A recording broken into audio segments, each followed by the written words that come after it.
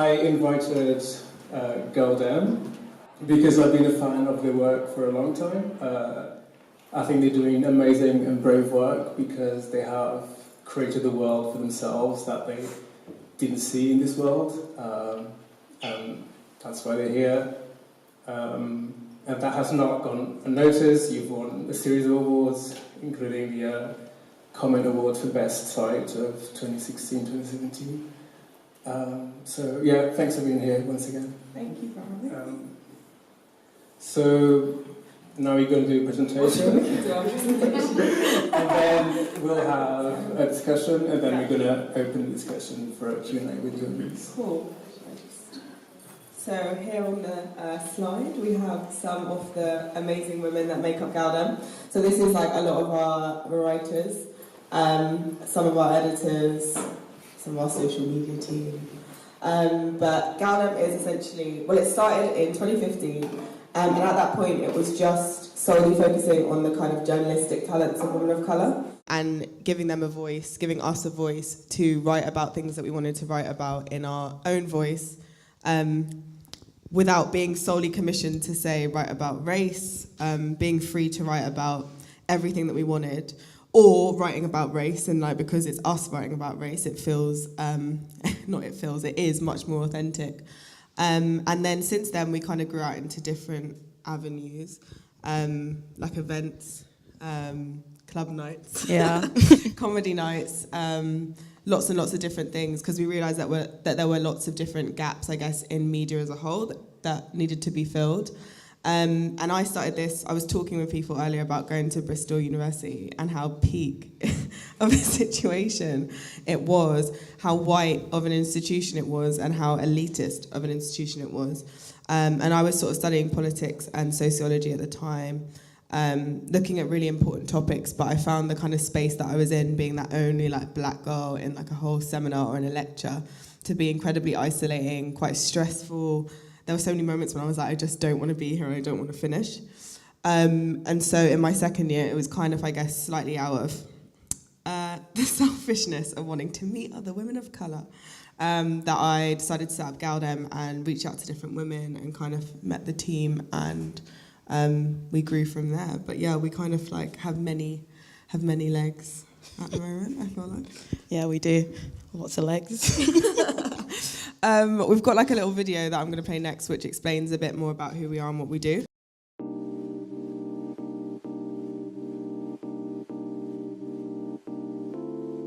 My name's Liv Little, and I am the editor-in-chief of gal-dem.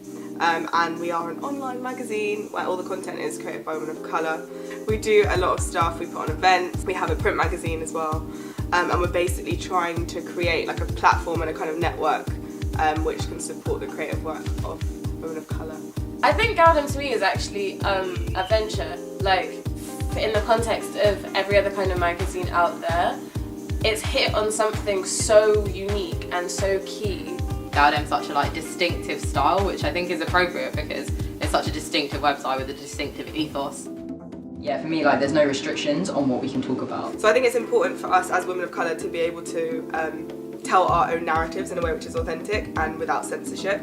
Women of colour basically get commissioned to write about race, to write about their experiences of oppression, things like that, and it's a very limited box, so we want to widen that. Here at gal-dem, it's really important that we are in control of what we're doing, because I think that people from within a scene or within a culture need to be the ones who are documenting it. Everyone who is a part of gal-dem has full-time jobs and is a student and manages to juggle so much stuff.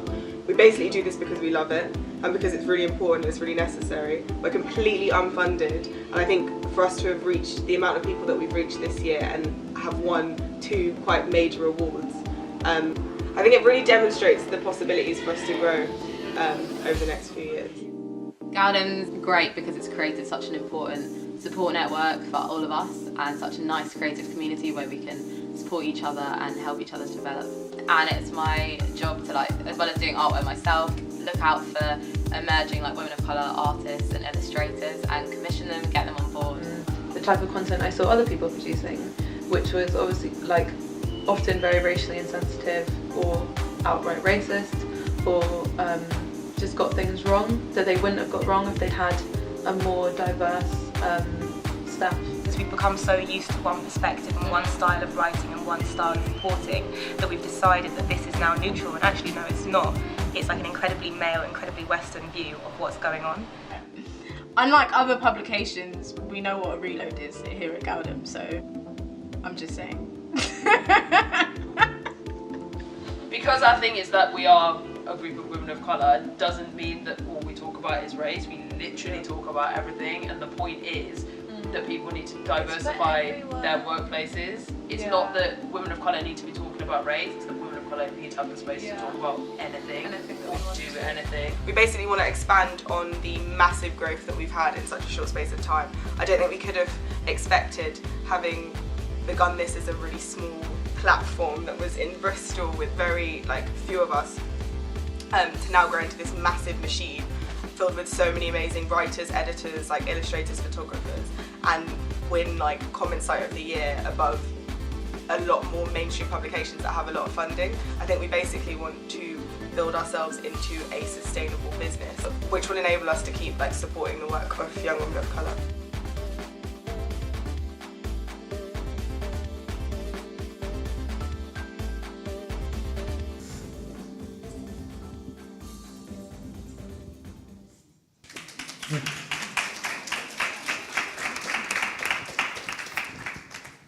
So yeah, since we made that video, we've had Things some have changed. exciting developments. We've got an office, which is huge, and we've just hired some people to help us with our business development. So hopefully by the end of 2018, we'll be fully staffed and such. Yeah. So we're getting there. So although we are mainly online based, I think last year we decided that we wanted to put out a print. So now we have 2 prints, and each one is themed. So our first one was Galhood, and it was just exploring what it's like growing up as a woman of colour. And this year it was the theme of home. And we had the lovely Ray Black on our cover, which was amazing. And I think it's important. I do love the fact that we're online, but I also love books. I love to hold something. And although it is a magazine, it's literally that thick. It's really heavy, and it looks great on a shelf. You should all go and buy one. Yeah, buy one from our... Where can you buy our... Big hotel. Yeah. So, yeah, it's a bit different. We're able to put a bit more features in there, lots more illustrations, and reach out to different contributors, I guess. So, yeah, I love the print version as much as I love the website, and I think it's only annually because it's a lot of hard work, we realised. It took us 6 months, to put this together, but with a lot of hard work and sweat, we got there in the end. Yeah, and I think it was really important for us to be able to explore the theme of home this year, given everything that's gone on and what does home mean in different contexts. We had some great writing on Grenfell and on just what home means, whether it's a physical space, whether it's not a physical space. If you haven't had that physical space, what are the implications? So yeah, that was really important and quite pertinent. And then for the first one, it was more of a here we are. This is kind of what we're representing. But yeah, to have Ray Black on the cover was amazing for us because we've been Ray Black stans from day For a one. long time. So yeah, we thought it would be quite nice to go through some of our most read pieces of content and just talk about why they're important and what they are. Yeah. So I can't remember what the first one is. Oh, Right. This is our most recent scandal. This is yesterday's hot off the press. Well, it all started with an email from the Evening Standard. So I received an email from a features writer at the Evening Standard, Sam Fishwick, who I don't care about naming and shaming at this point. Yes, Sam. Sam, I'm coming for you.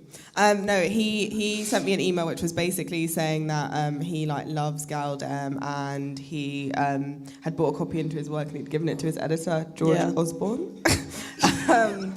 And apparently George loves it, and he didn't want to give it back.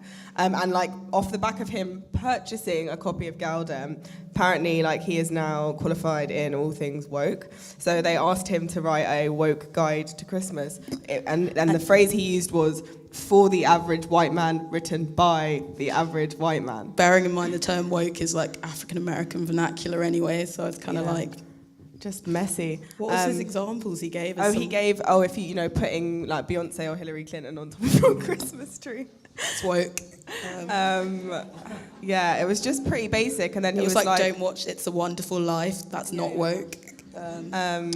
And then he was like, yeah, so if you know any women of colour who I can get some witty quotes from for the article, that would be great. And I feel like this is just something that happens all the time, where, it was a terrible concept for article for him to write. But that's just an example of the, countless times in which women of colour or people of colour aren't commissioned to write about certain things, and other people's voices are given more prominence. So I kind of just replied to him explaining what was wrong with his email, and then tweeted about it because I couldn't help myself. But yeah, so anyway, in a clapback, gal-dem wrote a woke guide to Christmas, which is jokes. I'm trying to see if I can. She's gonna try and pull up some. What was the one about Black Jesus? Oh, we'll get there. But yeah, everyone's great and so reactive and so on it. We're in our Facebook chat with people just. Niellah quickly made like a Google Doc and everyone was like entering these like really jokes points, and we came up with 24. And I actually think that Charlie, our opinions editor, our deputy editor now, is going on Newsnight tonight to talk to him about what happened yesterday. Yeah. At 10. So we'll see what happens. But yeah, you can read out some of the... So our first one is make sure to season your turkey. Nothing screams socially unconscious like a bland bird. Maybe try some jerk seasoning, and if you don't have that, Heinz barbecue sauce will do. So yeah, they're all just us kind of taking the mick out of his ridiculous. It's not every day educate people with long emails. Sometimes just have a bit of fun, because it can be stressful out here. And then as soon as I received that, I'd received like another request from like another journalist from a very important publication asking me for a quote on Alexandra Burke, who's this singer who's been on Strictly Come Dancing, about the racism that she faced, even though I've never written or like expressed an opinion on that before. It's just because I'm like a black voice. But yeah, I feel like it happens all of the time, and actually these institutions need to be hiring and commissioning the appropriate people to be writing about things, or you end up with messy articles, potentially like that one, which I don't think he's now going to write. Yeah, it's too embarrassing. And actually it was so funny because after I tweeted that, I just had lots of like journos, some women of colour journos, like slide in my DMs and tell me stories about encountering this person. So yeah, next piece. This is one of yours. Yeah, so I think for the lifestyle section, we cover a lot of things: fashion, food, traveling, just to show that we can write more about just trials and tribulations and struggles. So this was one of my favourite pieces. Although we're like UK-based, we do have a lot of contributors from around the world. So this is an American contributor. And it was just basically her struggle with being a traveller and being a woman of colour and coming from a working class background and having that struggle internally, being like, knowing her mum struggled with money and like, is it a waste of money to just travel? It's something that a lot of women of colour can't just do easily. When you're a woman of colour in a different country, how does that, what's it like? I guess me personally, when I go travelling, I always think, what's it like being a black woman here? Is it okay? Is it okay here? Is it safe? So that's basically what this piece was about, and it's really beautiful, and it's just talking about her travels and what she encountered and like her internal struggles with not wanting to seem like she's being a bit voyeuristic or awful, not wanting to be like the awful gap year kind of traveller. There's been like a lot of great travel content actually around that, of the kind of explorer trope and so yeah. Another one. Oh, this is one of our most popular pieces of all time and remains so. And I think this must have been written like a year ago. Yeah. And this was from a Canadian contributor who wrote about how not shaving isn't always a choice for women of colour, and how the kind of, like movements for body hair don't necessarily take into account the fact that women of colour might have like thicker body hair, or there might be more social expectations of them to remove that body hair. And that the kind of bodies that you see, I guess it's kind of touched on a lot of things, and this feeds into things like Free the Nipple as well. It's like, what kind of bodies are you seeing at the forefront of these kind of like feminist campaigns? So I think it was a really important and powerful piece, and one which resonated with a lot of people. It's just really well written, and just great. Yeah, I do love this one. It's great. And we're so fortunate on gal-dem as well, is that we have like this amazing team of illustrators who create beautiful artwork for like almost every single piece that goes out on the site, which I think is very much a part of, I don't know, the gal-dem brand and what makes it special. So, and this was on by Maya. This is Bellyful. Bellyful, yeah. This was a book by Riaz Phillips. So he basically went around to all his favourite Caribbean restaurants in London and the UK. And it's not a cookbook. He actually just talks to the owners about how they got there and their business. And it's a great anthology if you want to go around the UK and find some good food. So I sat down with him. We had a nice little interview in Peckham, and it's great. So whenever I go to a new Caribbean restaurant, you usually see his poster there. And he's got these beautiful pictures of all the owners and the food. And it's a bit different. It's more like a second, third gen looking back at our culture and our food. And I recommend buying the book. It's a good stocking filler. Yeah. Plug. Not even my plug, it's not my book. But that's another great thing I think that we try to do a lot. Like at the moment we're building a kind of POC to buy your Christmas presents from, supporting black businesses and things like that. And I think we always try to spotlight people creating things maybe like in the early parts of their career as much as we can. And I know we've had some instances where coverage that we've done on gal-dem, like there was like an Afrocentric colouring book for adults, and she got so many sales and did so well and got like a deal and stuff off the back of that. Yeah. Because people like loved it, people were flocking, which I think is like a really wonderful thing to see. And I know when we did the V&A takeover as well, Kelechi did a like twerk shop in the Grand Theatre, which was like iconic. And from there, she said she was like offered so many opportunities. So it's great to be able to like have a platform. Yeah, I think that's what I love about gal-dem. We help other people. We like working with other people and supporting and uplifting rather. Like there's enough space for everyone at the table, and I think that's what we're good at. Doesn't need to be bitchy or like there's just space for me, and I'm going to make it really hard for you because it's really hard for me. None of that. Very much about community. And then this was our final one. This is just to show that we write about anything. And this was how to text your crush, the influence of technology on your flirting. And Leo Verizzo basically talking about just the politics of like when you're allowed to send like a winky emoji when it's too much. Like I remember her asking me like if some text was okay, and I was like, yeah, you can put loads of kisses in it, and she was like, you would think that because you're in a like long-term relationship, and I was like, okay, like, I don't know. Nobody does kisses anymore. Literally, I didn't know that was a thing. But yeah, just again like she's an amazing writer, and it's just a really kind of like funny. Yeah, we have lots of dating stuff. Yeah. Woke Men Only. Woke Men Only. Oh my gosh, we should have put that up there. That's a good. That's so good. Like, oh my god, Kimberly's like anthology of like her wild dating history. It's got like 6 parts, and people like really look forward to it. So you should check that out. Yeah, it's a good one if you haven't. But I think that's like a nice, just to show you a bit about the flavour of some of the things that we're writing about. Going back to how you started, how did you first get your little group together? And did you approach people you didn't know? Was it all your friends? Didn't know any of them really. So we knew each other like vaguely from teenage life, but we didn't like know each other. But so it's like 70 kind of like, well, it's probably more than 70 now. It's like hundreds of people have kind of written and contributed in a wider sense. And then we have like a core team of editors. So we have me and myself, who's editor-in-chief, Charlie, who's deputy editor, Niellah, who's lifestyle editor, and the same for each section. And we've got like a social media team and some assistants who help them. And then there's like the wider gal-dem community. And I think the first people I met, I think I was posting in like some groups, like why is my curriculum white, which I was loving when I was at Bristol at the time. And there was like a Women of Colour in Bristol Facebook page, which I stumbled across, and then suddenly like we all found each other.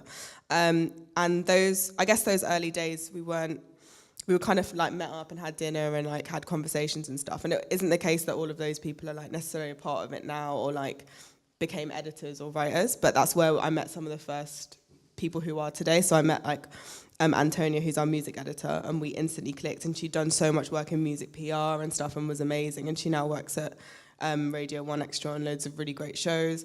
And I met Niellah, our head of illustration, who works now for Autograph ABP, which is like a gallery space in London, which is amazing. So yeah, it was kind of like from different places, I think. And then we came to London, and we had like a meet in Brixton. And it was through like recommendation and stuff at the beginning, and then I think we started, when we were more established, then we started to like probably like interview and like hire people for their like core editorial team. But it was a lot of, the internet's pretty great, I think. It's good. How I can't remember. I think through a mutual friend. I was going to uni in Aberystwyth, which is a little dot in Wales. It was just me and the sheep. So when I got a call from Liv, I was like, yes, because there was like, I did English, so it's one of the biggest courses, and there was 2 other black people on my course. So it was a bit of like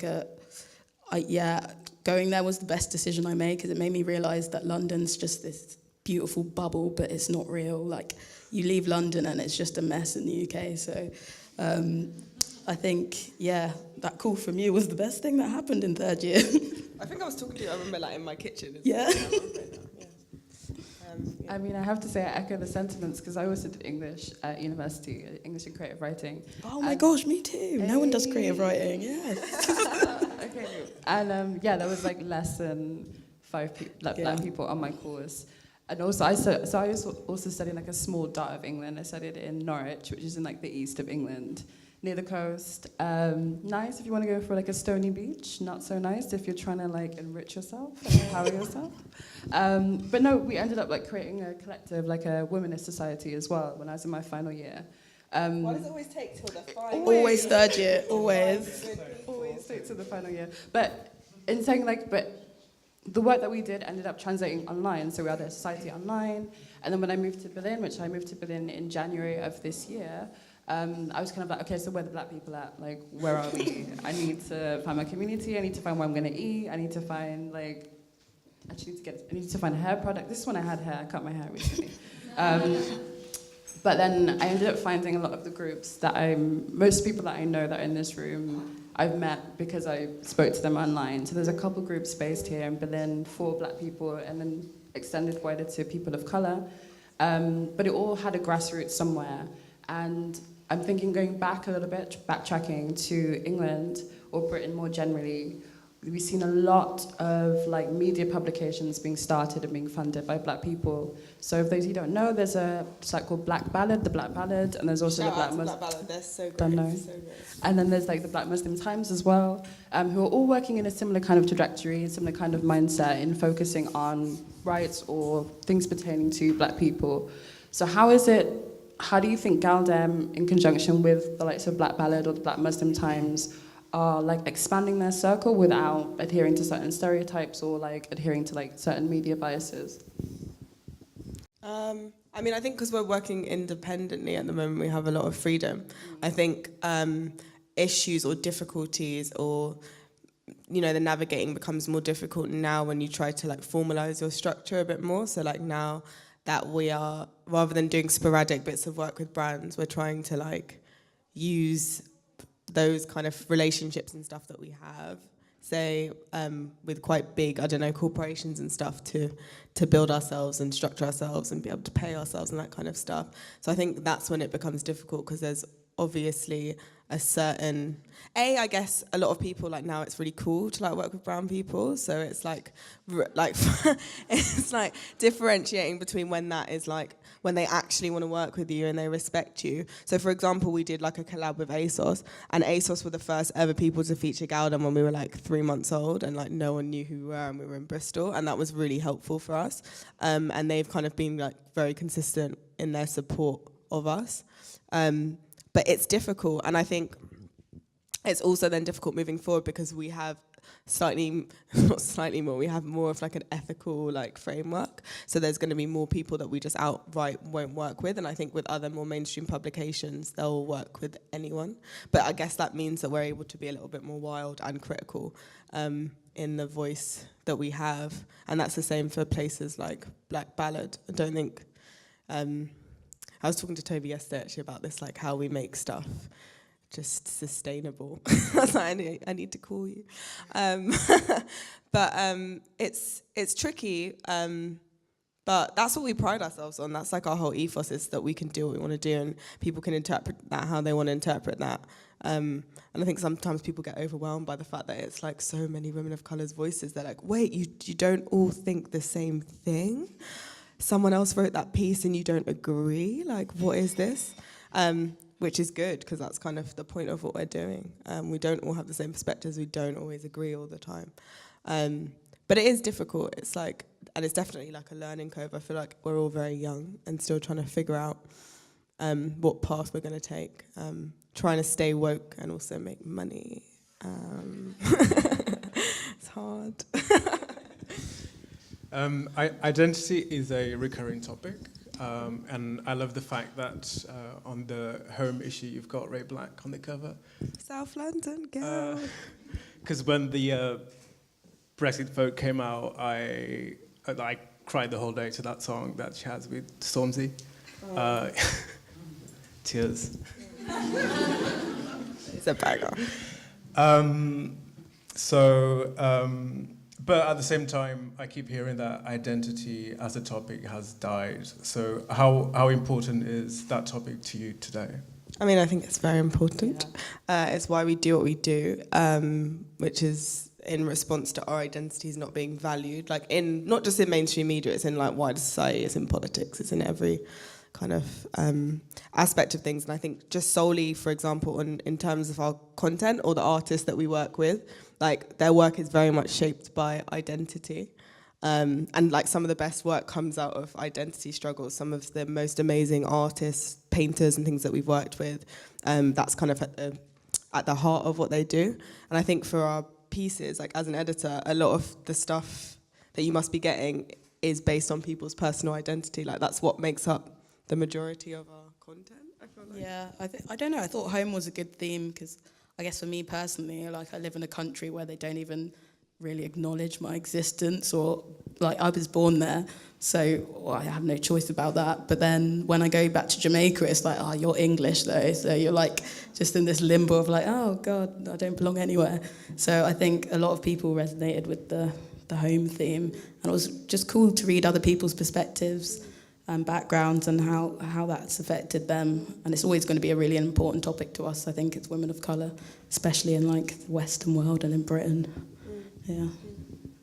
I definitely feel that I would honestly recommend for like any black Germans in the room to read the home issue, especially if you're feeling displaced about navigating like double identities, effectively having to navigate your blackness but having to also navigate a European identity at the same time. So I definitely think, even if you're not a black German, like it's still worth a read. Yeah, everyone read it. Everyone read it. Like buy it. Buy it. But yeah, speaking of the home issue, alongside the 2 print issues, you also did a takeover night at the V&A, that's the Victoria and Albert Museum in London. Hey, I see you. Yeah, it was just a beautiful night, like filled with like incredible people showcasing artworks. Like there was a lot of music, and genuinely just a massive celebration of people. So I wanted to say, like, what is the importance of like taking up space in gal-dem's eyes, and also what's the importance of taking up space in an institution that has affiliations to things like colonialism? Yeah. Like for me, like growing up, I went to the V&A a lot because it's free. So obviously my mum was on like a free flex. That's also like cultural. But it was always a very white space with like these just white Greek statues and stuff. So it was the most surreal thing for me to just see so many people of colour walking around this really white institute. I've never felt so at home in my life. Like it was just the weirdest sensation. I think it was really weird as well, like, before the event started and we were setting up, we were all, like, walking around, like, putting things up, getting things ready, and all these white people were looking at us, like, what are they doing there? And we felt so, like, yeah, but it was this weird kind of, like, uncomfortable feeling, like, you don't belong here. And then within, like, 2 hours, it was, like, thousands, 5,000, like, people of colour in this space, queues outside, and, like, suddenly we all felt like this space could be ours, like we could reclaim this space. Like we deserve to be there. Of course we deserve to be there. And it just ended up being a really beautiful and really important celebration. I think one of the highlights in terms of things that we've done, we always like look back on it with fondness, because we were able to bring through and pay like over 100 contributors in that space. And I don't know if they thought it would be as successful as it was, and I'm sure that we filled their like diversity quota for the next like 7 years. And we did a talk in the Tate, and it was just like really, I don't know, great to think like Tate and Lyle, so they had a big part in the transatlantic slave trade. So for us being in there, just tearing them down for that and being paid for it was just like, only if my ancestors could see me now. Like it was beautiful. So I think we know what these buildings are like and where they came from and the history, and the fact that we can take them over and like get paid for it is just, for me, brilliant. We should negotiate our worth more, but yeah, that's like a different conversation. Just to quickly add in, I don't know if any of you in the room we had a Black Lives Matter protest here. I believe it was the second one, and it was just early in the summer. And just being in that environment, don't want to speak on behalf of anybody else, but for myself, being in that space among like a whole host of Black people walking through Berlin, discussing Berlin's history with Black people, discussing Berlin's colonial history, and at the same time addressing and celebrating one another, I think it was an incredible moment. And we also had, I believe, there was another protest to rename some of the street names in Berlin are still actually named after colonizers. And there was, I think, M-Straße or Mohrenstraße. There was a ceremony to get the name of that rechanged. And actually, I believe one of the street names near Warschau, don't quote me on that, was changed to May A.M. Straße, who was a Black German poet. So I think there's definitely room to be taking back spaces, for sure. That's great. Has there been like that kind of response when at Oxford Union stuff, there's been campaigns? Did that? But nothing happened. I don't know. But that's great. Yeah. But I think the response when people would try, it's probably the same response here. Everyone's like, oh my God, these poor little snowflakes, they're so delicate and it happened so long ago. They should just get over it. I feel like that was most of the media coverage on that whole like Oxford Uni campaign. But yeah.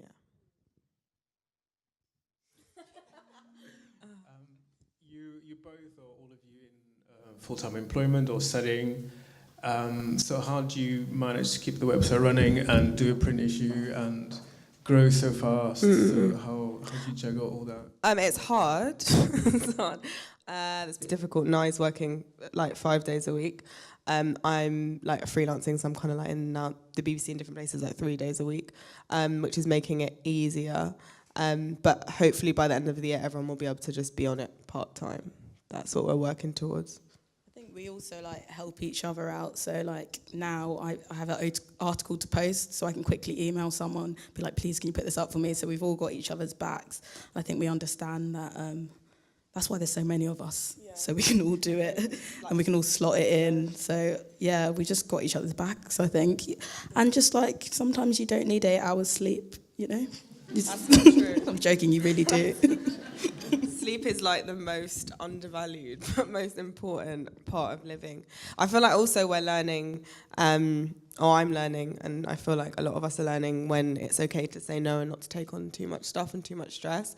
Me and Charlie just did a TED talk on rushing women syndrome, and like, which is like an old theory, but we reformulated it to make this kind of semi-satirical rushing women of colour syndrome, like based on our friendship, which is just like so just like non-stop and like messages every second about work and like emails every second about work. So I remember when I was at Bristol and I was studying, working, which none of my peers seemed to have to do, and like doing gal-dem, and I mean the team was a lot smaller then as well. I was getting like chronic headaches, and I had hair at that point, and my hair started to like fall out in like the most tense parts of my head, which is just like not, I don't know. But I ignored it. I thought it was fine. I remember when I like first met Sahela, I had my girlfriend. And the first week we were dating, I had this headache for a week, and she literally thought I was insane. And I was just like, no, this is how I live. And she was like, no, I think you need to take a minute and like and sort this out. I think it's taken for a lot of us, like Charlie as well, with her repetitive strain injury and stuff. And Nai gets like really bad hiccups when she's really stressed. It takes us to get really unwell to like realise that we need to look after ourselves, and that should be the first thing on the list, and it shouldn't be. And I think we're like definitely trying to open up a lot more dialogues around the fact that that is important, and like an important way to kind of sustain your life. Like it shouldn't just be, we do a self-care Sundays section which Nye edits, which is like tips of things that you can do, but it's also about building those kind of practices into your daily life. So it's not just like a one-off thing. Do you want to talk about self-care Sundays? Yeah, it's just basically different people giving different ways to look after yourself. So there was a piece about plants and having plants in your home and how that can help you. There's a piece about if you're really crap at self-care and what that's like. I did a piece on procrastination and it took me 2 months to write it. So like there's a lot in there to just help you and realise you're not alone. It's okay to be a bit rubbish sometimes, but just mainly look after yourself. And I think us as editors take that advice and need to take it on a lot, so you can't do everything. Yeah. Stressful realising that you have to stop. But yeah, we're working on it. No, it's good that In like, summary. there's parallels between yourself as writers and creators, and then like your readership as well. So it's like, don't worry, we got you. Like we're on the same level. So I mean, it's Gucci, we Gucci. So you already talked about like your team expanding and your team growing from when you started, and I was personally really intrigued by the idea of having like subsidiaries. So you have the base right now is in London. But is there any interest on your part to expand to say having like a gal-dem Germany, for example, like a gal-dem.us? Because you already have contributors from all over the world. So if you get the funding, or should you get like the team, the drive, which you already have, would you be willing to expand to like other platforms? And then how, or what would you expect of your readers to help you get there as well? I think for now we just like look to bring those voices into the current like gal-dem kind of thing. And like one day once we've established our office in London, it'd be great obviously to then have offices in other cities, like some publications are able to do. I think at the moment we're like very black the screen, I got distracted. Sorry.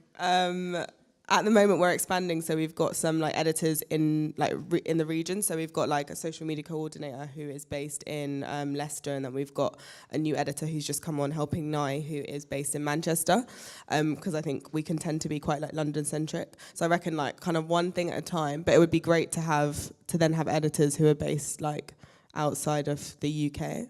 I guess we just have to see with time zones and stuff how that would work. But it's just like. We're open to having all voices just housed on what we currently have. And I think next year we're going to try and do more like events, so stuff like this where we come and we like kind of show that we're interested and have like a presence in that city or in that space, or that rural community. It could be like, it doesn't have to be all cities. So like hopefully we'll do something in Paris and different places coming up. I'm hoping to do some stuff in New York as well. Just we want to spread as much as we can, but I think at the moment it would all just be housed on like gal-dem. I mean, you should come through though, because like Babes came through, and then like I think Pussy Palace they did a night and it was lit. If you weren't there, you missed out. We need to do a club night. If there's anyone that wants to collab, we're up to collab. I mean, there's some interesting faces in this room. I'm sure we could get a conversation going afterwards. Anyway. Looking across the room, I can tell that at least 80% are women, I think. I can safely say that. And I can also say that about many other like movements like Black Lives Matter and so on. What do you think, why do you think there's so few men here, and what do you think that men, how can we get men on board? I don't know, men. Why are there so few men here? I don't know. It would actually be interesting to have a dialogue with some of the men in the room around that. I feel like, we do have men that come to our things, but it's not like in abundance. Do you know if men do other things like that? Do men do anything? No. What men's like equivalents? Oh my god. Okay, I don't want to like name the name because I feel like I don't want them to get any attention. But this group of men, who I shall not name, basically tried to literally steal our name and our brand identity, and they like referenced us on their site and stuff, messaged me and they were like, oh, so Liv, we're thinking of starting this thing for men. I was like, that's amazing. You should absolutely do that. Let me know if you need any help. And then the next thing I see, they like message me and they're like, can we call it basically, well, it was basically the same name anyway. And I was like, no, because that's like just riding off of our coattails, that you call it something else and we'll like happily support you. They did it anyway. And lots of good men did explain to them, like Nikesh Shukla and like lots of amazing men did explain, like you can't just like ride on these women's coattails. But I can't really think of any like men's platforms. I've been in a lot of spaces where men have asked why like we haven't set something up for men, or like I remember and I was like and I remember at one of Adjura's like girls talk things, some guy was like, why don't you start a boys talk? And she was like, why don't you start a boys talk? I'm busy. But I don't know. I know like lots of really great creative men who do cool stuff. There's like Errol, who's at Boiler Room, but he also does touching base, and like Tayo, and there's like great men doing stuff there, but I don't know like as many, but maybe that's just because I like love women. I just choose to be surrounded by them. But I don't know if, I don't know, men? Anyone want to chime in? No? They were looking at me like, no.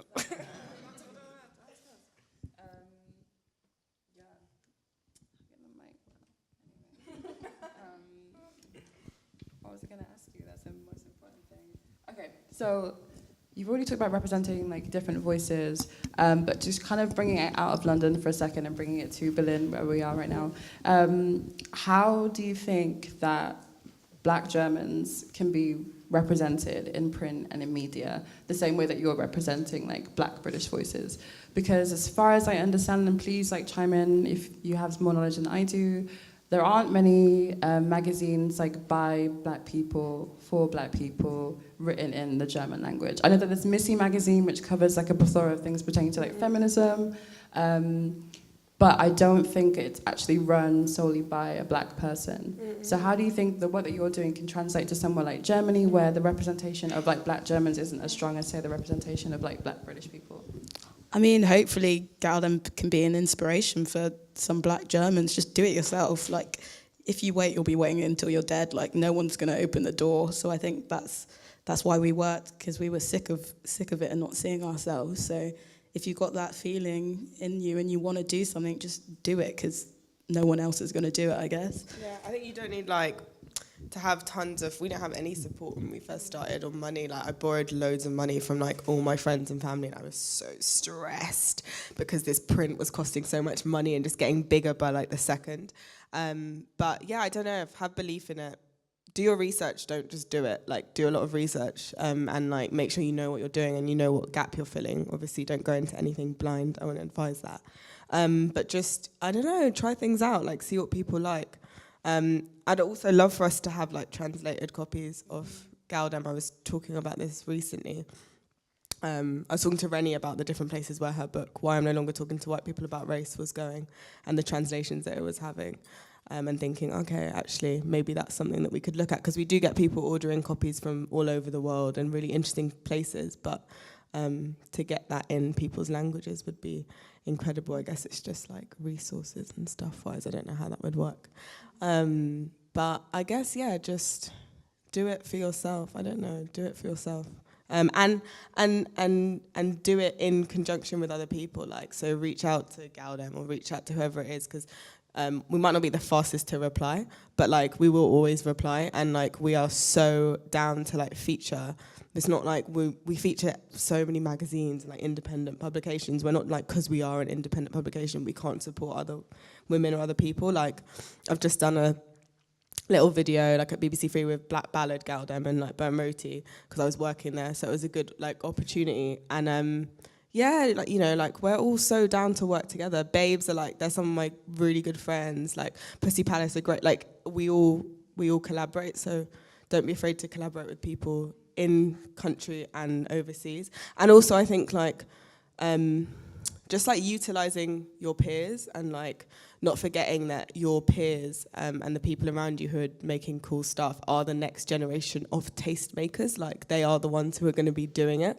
So you don't always have to focus on working with people who are like already making it. You have to nurture and like really support each other in that way. That's so important.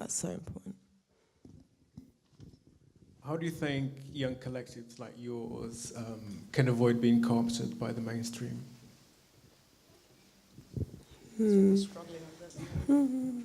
Yeah, because they all like want to just like steal our quotes and our resources. It's so jokes when we're posting out the magazines and we're just posting them out to like every media publication. I'm like, oh, all of you ordered that product, you ordered that. And I know, because I work in TV, I know the protocol when you sit and you go through people's like work for like ideas for videos. And I know there's so much stuff that we don't have the resources to turn into things like videos that other people can because they have the money.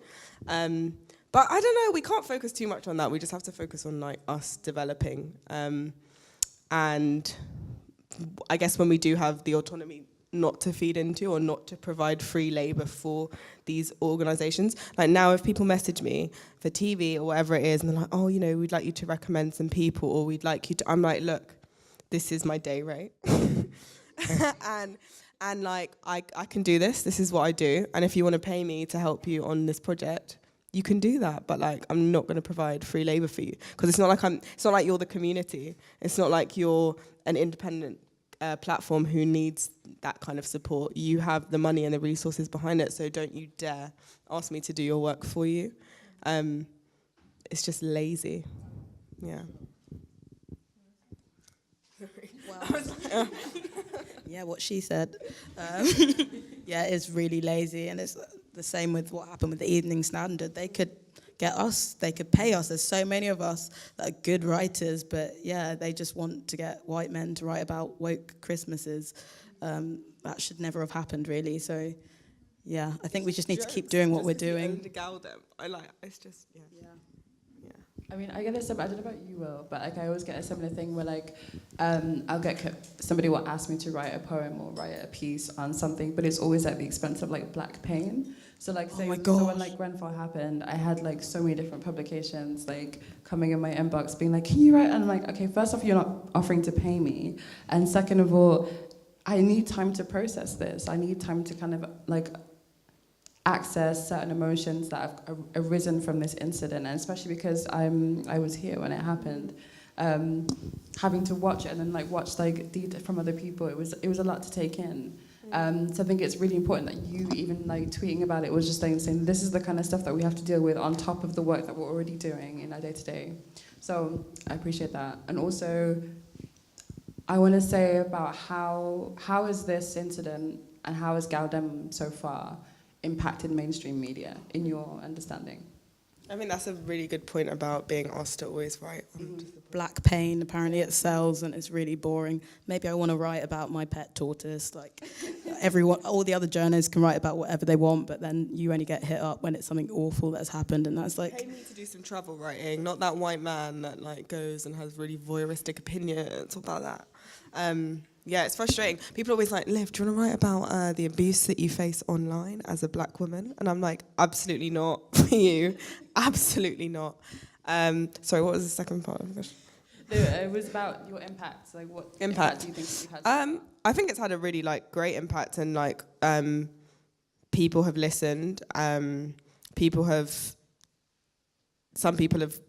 written about us well, some people haven't, but it's definitely had an impact. We like won Comment Site of the Year over like the Financial Times and other huge publications that have like loads of money and time and resources. We've won a few awards. We won like the Georgina Women in Journalism Prize, and won one more thing. But like it's been, people have like recognised that what we're doing is great work, and I think people often assume that we have like these. Now we do have offices, but I think people before were assuming that we were much more like, kind of like legit than we were, which is great, and proves that, yeah, you don't have to be in like some fat cat's position of power to like produce great content. And now that we know like we have this product which is really amazing and really in demand, is that, okay, now it's time for us to like market that in a way which is going to feed us sustainably, not where we're just like getting little bits from here and there. But I think it's been huge, and I think more than that, because that recognition and awards and stuff is like, not the main point of why we're doing it, but just actually to have women of colour be like, I finally feel like there's a place or a platform where my voice matters or my voice is represented, or there's a platform where I want to write about this very difficult topic, but if someone else asked me to write that in a very tokenistic way, I wouldn't want to do it, but I want to do it for you. I think that's incredible. Having 16-year-old girls want to come and intern with us. Like, and I get intern requests like a couple times a day.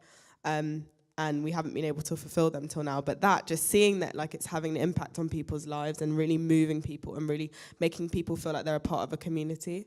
So I think that is more important than, like, all of the recognition from, I guess, like, those kind of more institutionalized awards. But it's great to have both. And I think that's why we've been able to move ahead, because like people aren't afraid to engage with the content that we're producing. Like, everyone is reading it, and I think that's like in our kind of mission statement. It's like written by women of colour for everyone. Like, obviously the impact that it will have on women of colour reading stories about them, by them, is amazing, but also to have a whole other demographic who might not ordinarily engage with topics that we want to engage with is really important. And for me, I'm someone that thinks that sometimes you do have to engage in those awkward and difficult conversations with people on the other side of the political fence or whatever to you to really like bring about change. It's not always...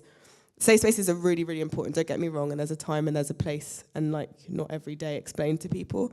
But I think it's important to cultivate dialogues, difficult dialogues with people who might not ordinarily get it, to kind of bring about change. I think, you know, it's important in feminist spaces, for example, to have the opportunity for men to like... to be a part of those dialogues, to understand where these things are coming from. And I think just from having so much content which is written by a demographic which isn't heard from, people are getting us like tiny, it's still a tiny insight, but it's an insight into the ways in which we just are different and our experiences are different. And I think that's really important. Yeah, because I think like the first instance I had with like a magazine that I felt should have catered for my needs or my interests was like Rookie Mag, which came out like a few years ago, which was started by Tabby Gevinson.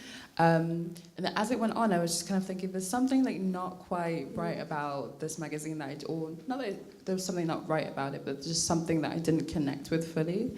And I remember, I think somebody wrote like a piece on Tumblr like years and years back about how there was just like no, like at the time there was no black staff like on the roster of Rookie Mag. And the stuff that they were writing about, yes, was important, but catered to a very specific demographic. And I think after that call out happened, all of a sudden it's just like, okay, look at this token black person that we have like making some cool stuff for you. And then obviously Tabby went on to do some talks and whatever, but I remember just being like, there was just nothing concrete in that work that I felt that I could fully connect to. So I think when gal-dem popped up, I was like, yes. And yeah, I think also contextualizing the fact it was a black British context and not like a black American context as well. That is so important, isn't it? Yes. So yeah, appreciate it. I keep hearing talks of dismantling all like colonial structures, but at the same time I keep thinking that in order to move forward we need to replace them with like new structures. So how have you created these new structures at the same time avoiding toxic attitudes like blind competition, colorism, exploitation, and so on?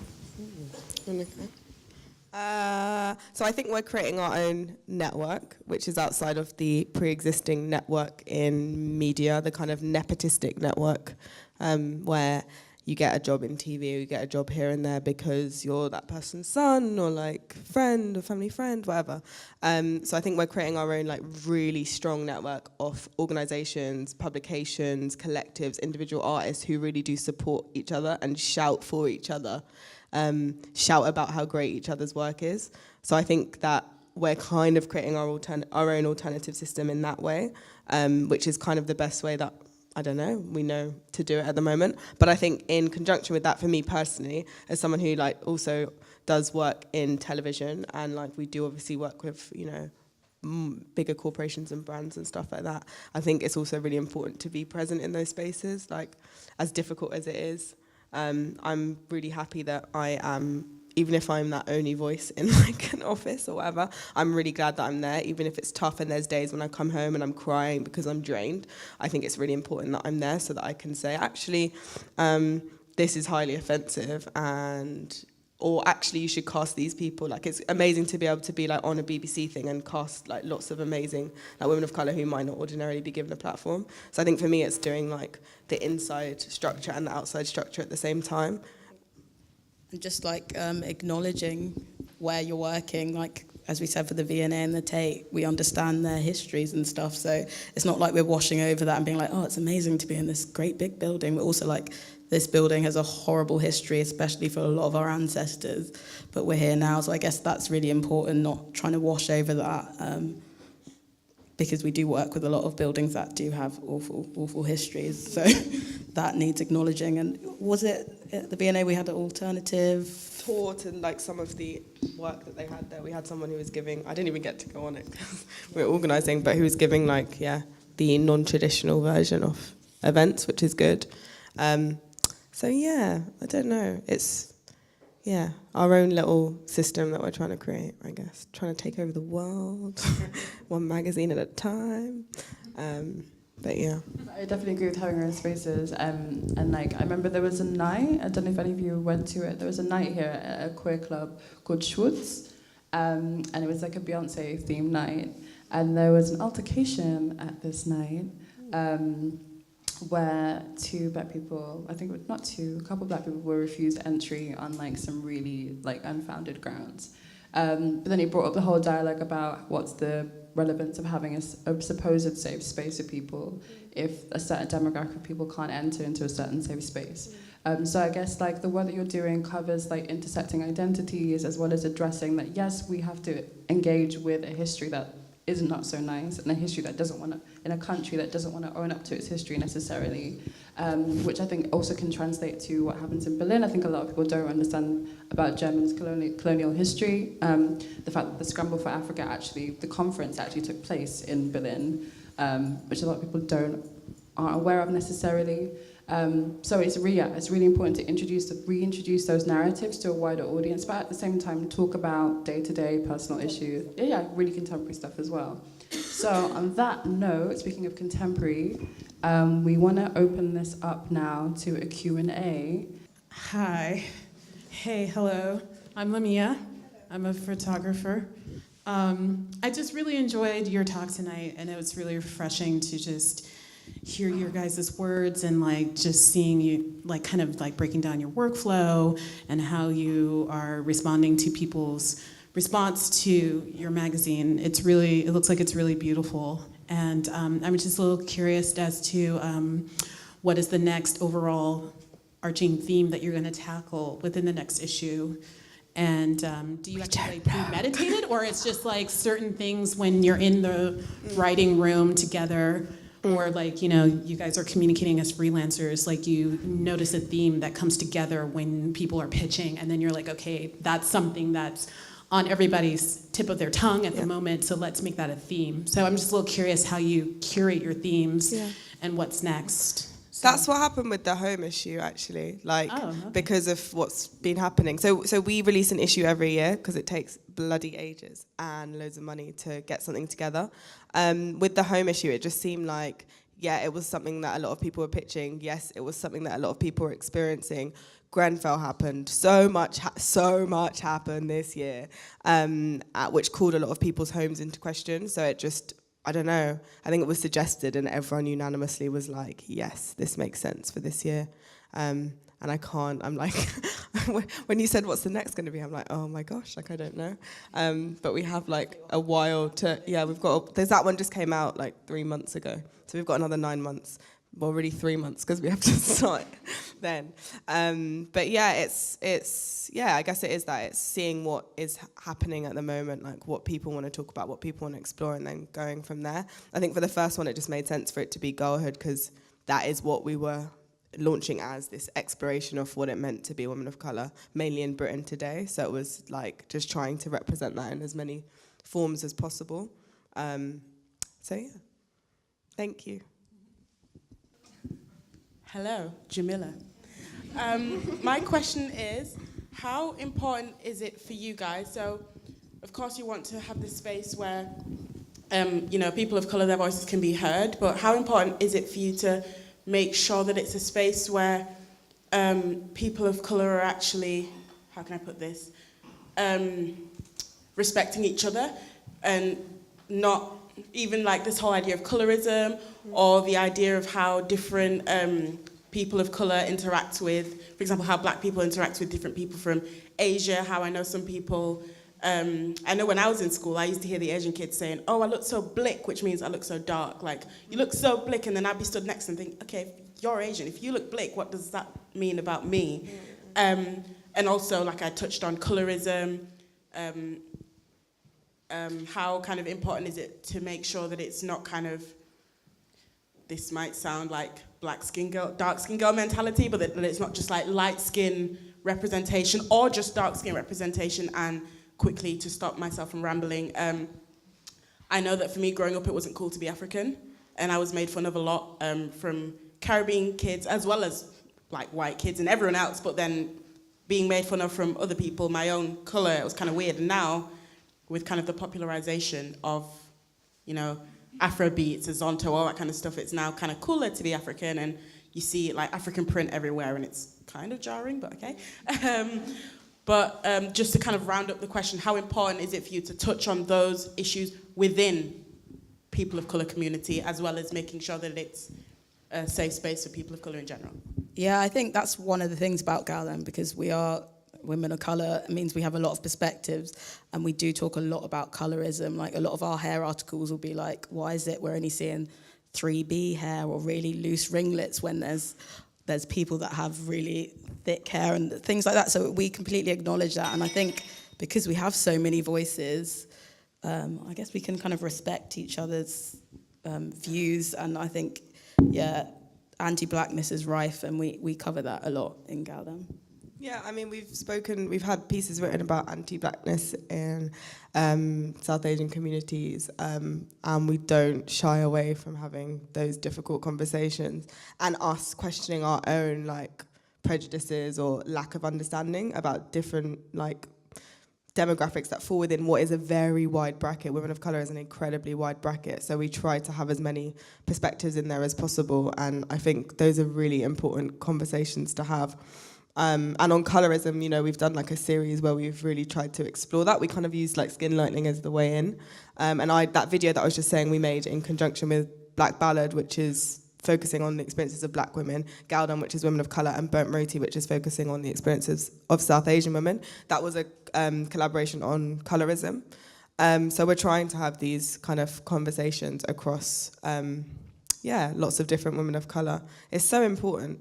It's so important, and no one's perfect and no one's immune, and I think everyone is learning, and everyone has a lot of stuff to unlearn, so we're like working together to have those kind of dialogues. I guess knowing our privileges as well, Yeah. because I'm still uni educated, living in the UK, black woman, so I think we have to learn that and realise there's other intersections that are within that. So I think we're trying to cover that as well, yeah. And the representation of dark-skinned women, that is so important, and something which we talk about a lot, and something which the colorism video was trying to put those voices at the forefront. I didn't want like light-skinned women of colour talking about like colorism. I wanted to hear from dark-skinned women of colour because they're not the ones that you see on television talking about those topics. So I think it's really important. It's important to be able to step outside of yourself and try to do that as much as possible, and make sure that, like, I don't know, I guess even in the talks and different things that we do, that we're really like putting the best people forward to have those kind of speaking opportunities or those screen opportunities or those travel, whatever it is, like that is so incredibly important. It's who is the best person for the job, not who's the most palatable person for the job. Hi, hello. I'm Julia. I do contemporary end together with Will sitting there in the middle. Our focus is, I don't know, maybe you know, on contemporary art from, as we call it, African perspectives, because for us there's no such thing as art from Africa.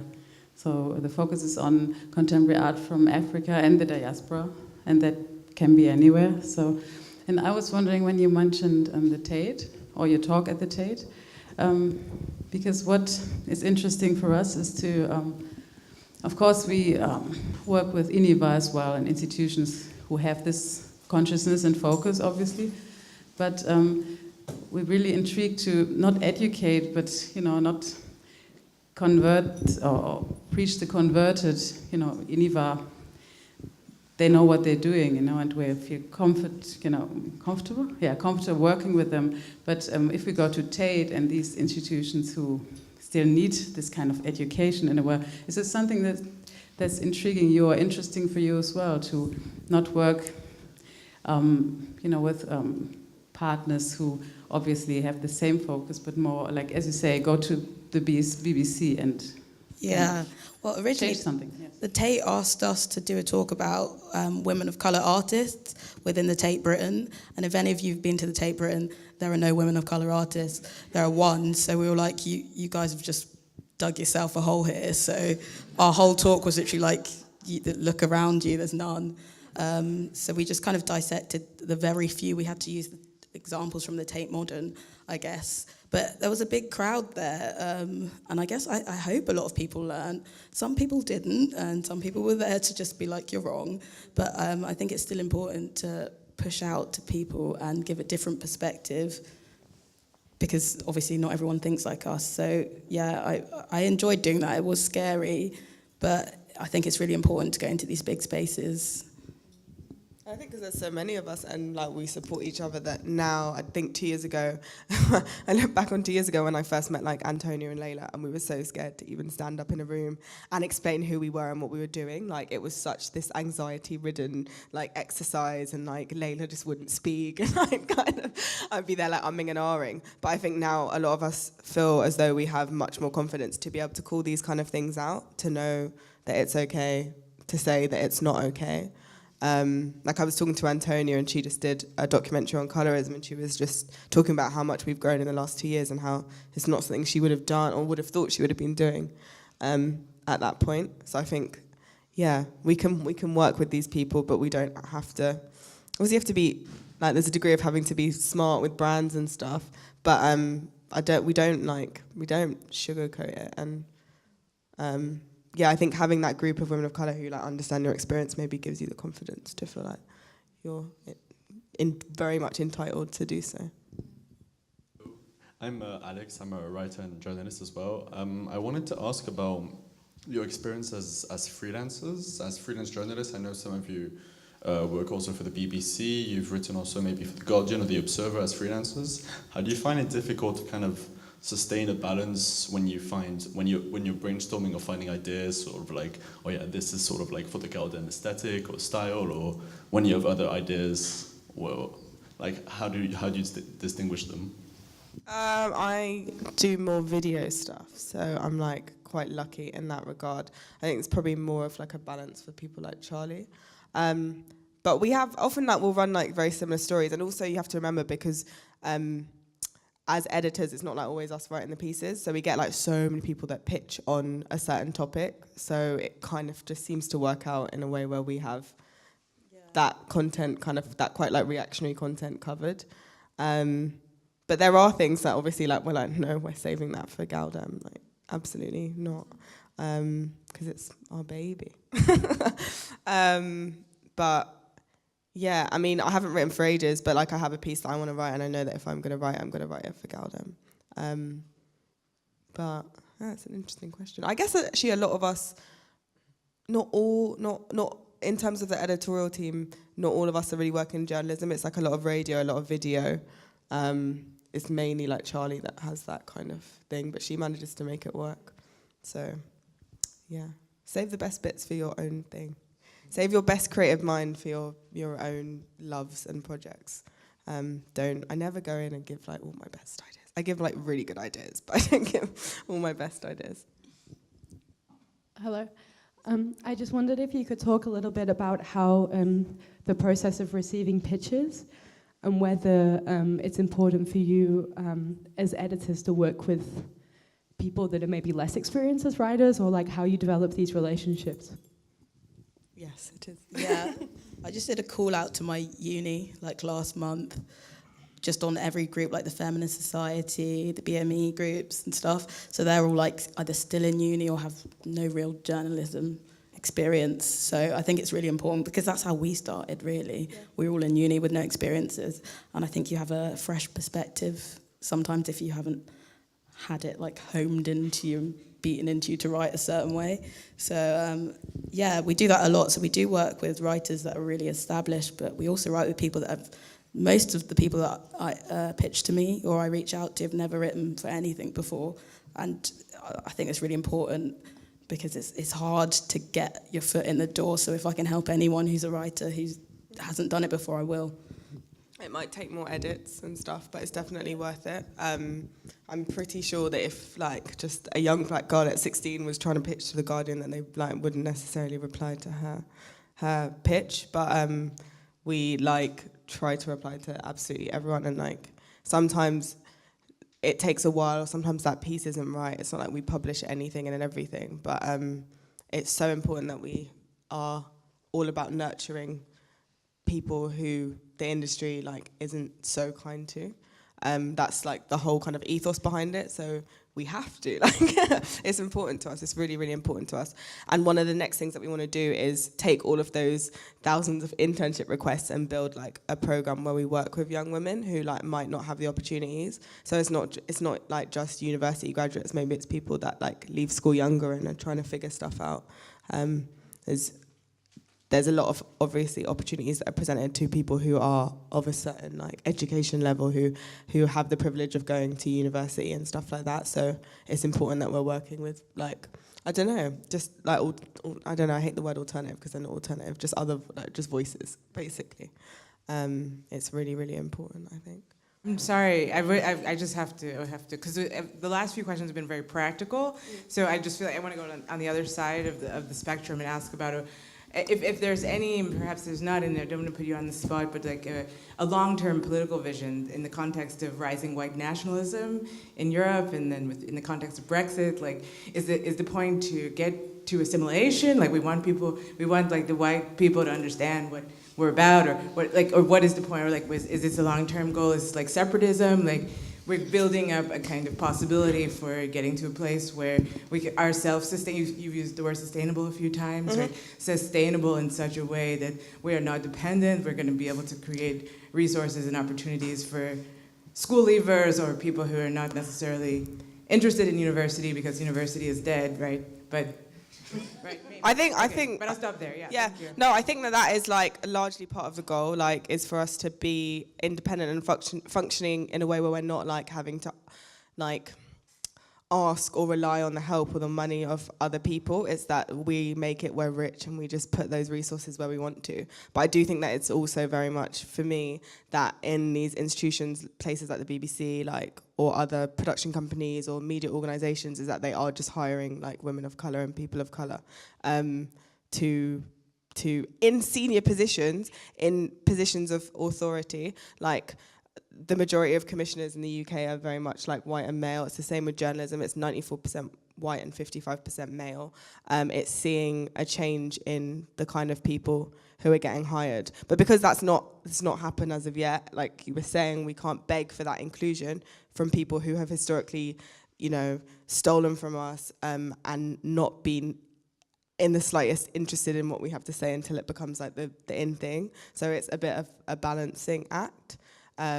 But yeah, I don't know. I've been thinking about this a lot actually, and like who are the rich like black people that we can be like speaking to who like really believe in something like this and want to support it. But I don't know. What do you think? Yeah, I just think we have to do it ourselves, really, so we don't have to depend on anyone else. And as you were saying, we can... But practically at the moment practically we have to, but I don't want to have to just spend our lives begging for scraps and have people stealing our ideas. I think we should be able to build ourselves, and I think we're on the right path. It might take a while, but I hope that's where the end goal is, self-sufficient. I mean, there's like, so I can look around me and think of so many people that are just taking up space and doing things for themselves, but they're still, like, obviously we're still operating within a system where we have to work with we can't just not. I mean, the idea now is to start making some money, and we can't just not make money to sustain something that takes so much of our time and energy. Like, it's not practical to just be like, I'm never going to work with any brand or any other person. But like, yeah, I don't know. I feel like I'm still very much figuring out who and how, like how to maintain integrity and like, yeah, maintain the reason why like it began, I guess. But yeah, but if you don't do that, it's like, will it just fade? I don't know. I feel like I don't have a concrete answer, but I feel like it's a little bit of both, which is why I kind of work outside and inside traditional structures. But seeing, more women of colour in politics, more women of colour across all aspects of society in like change-making positions. Like, for example, with commissioners, like they could change the game. They decide what is on British television, and there's really not that many opportunities to see yourself reflected. But they could commission. They have all the money, they have all the budgets, all the thousands or the millions of pounds, all the ability to change representation. So we need more of us in there to do that, I guess. Oh, sorry. Yeah, I think that's it. Thank you all for coming. Thank you for co-curating this evening with me. And thank you for coming all the way from London to Berlin. Thank you.